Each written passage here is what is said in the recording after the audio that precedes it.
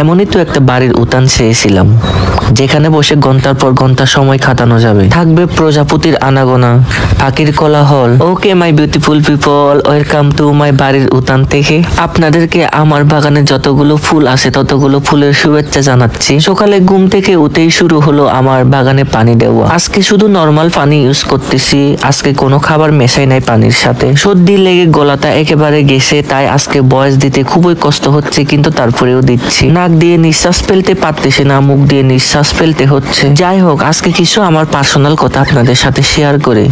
একটা সময় ছিল হাতে কিছু টাকা হলে একটা ব্র্যান্ডের শার্ট কিভাবে কিনবো বা একটা ব্র্যান্ডের জুতা কিভাবে কিনবো, ওইসবের চিন্তা নিয়ে পড়ে থাকতাম সারাদিন। তারপর যখন কেনা হতো তখন ছবি পোস্ট করে ফেসবুকে আপলোড করতাম। একবার ছবি আপলোড দেওয়ার পর মনে মনে ভাবতাম এই ড্রেসটা পুরাতন হয়ে গেছে, আরো কিভাবে নতুন ব্র্যান্ডের জামা কাপড় কিনবো সেই চিন্তায় থাকতাম। তখন মনে হতো কেন গরিব হয়ে জন্ম নিয়েছি। কিন্তু যখন থেকে বুঝতে পারলাম এবং আমার চাহিদা কমিয়ে দিলাম, যখন থেকে আমার বাগান করা শুরু করলাম, ফুলদের সাথে সময় কাটানো, গাছের সাথে সময় কাটানো শুরু করলাম, তখন থেকে ভাবতাম পৃথিবীতে মনে হয় আমার মতো সুখী আর কেউ নেই। ওকে ওকে, জানি পৃথিবীতে কেউ হ্যাপি নয়, কিন্তু তারপরেও আমার মনে হয় যে আমি অনেক হ্যাপি। মাস শেষে যা ইনকাম হয় সেগুলো এখন সব আমার বাগানের পেছনে চলে যায়। মাথার মধ্যে একটা চিন্তা সবসময় থাকে, আমার বাগানে কিভাবে নতুন নতুন গাছ, নতুন নতুন সারা অ্যাড করব। এটাও এক প্রকার লালসা। তবে আমার মনে হয় আগের কাজ থেকে এই কাজটা অনেকটাই ভালো। একটা সময় ছিল